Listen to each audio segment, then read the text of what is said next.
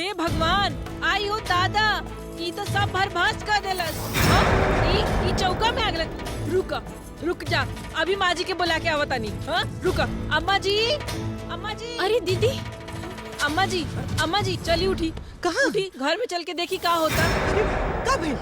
अरे अम्मा जी अब का बताई कि का भाई। हाँ राउर सब धर्म खत्म हो गई, कुल सत्यानाश हो गई। हम तनी नहाए का चल गईली तो उ जाके चौका में सब छूछा देलस। छूछा देलस? हे भगवान,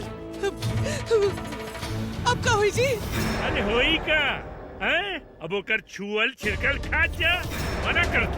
मना करत रही क्योंकि घर के जोड़ी में मत घुसे था, पर जाए देलू ना, अब होगा। चल।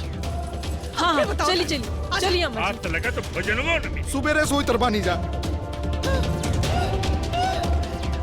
ई का कर देलू तू? हैं? का भइल अम्मा जी? खाना ही तो बनाओ तानी।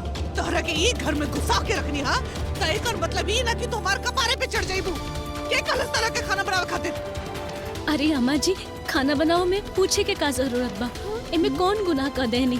का गुनाह हो गई? अरे तू विधवा बाड़ू, विधवा। ई तहार सबसे बड़ा गुनाह बा। अरे तेरा हाथ से खाना खाई ना तो नर्क में जगह मिली हमनी के, नर्क में। बाहर निकल। अब दोबारा रसोई में कदम मत रखिया, हमार पूरा धर्म भ्रष्ट कर देलू। का माई, ये सब का बड़बड़ा बाड़ू?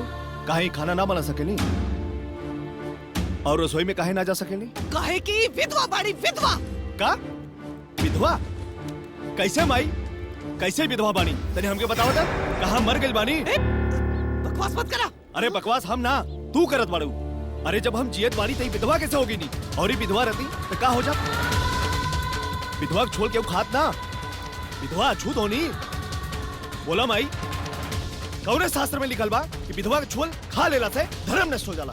अरे विधवा भी तो इंसान होनी माई, उनकरा भी जिए के उतना अधिकार बा जितना हम सब लोग के बा।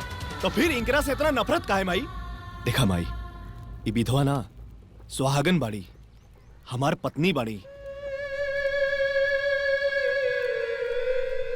तहार बहू बाड़ी। इनका भी एक घर में रहेगा उतने अधिकार बा जितना हम सबके बा। हम तारा सामने हाथ जोड़ो तनी माई, इनकरा भी सम्मान से घर में रहे दी।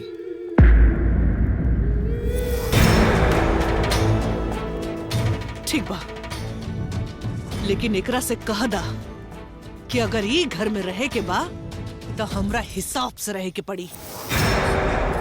काहे ना अम्मा जी? अरे रउआ हमार सास बानी, हमार माई बराबर, हमरा और पतोह बानी, बेटी बराबर। एगो बेटी अपना माई के बात काहे ना मानी?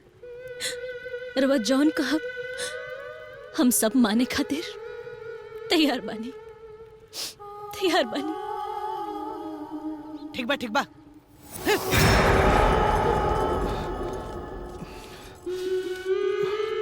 चली बाजी।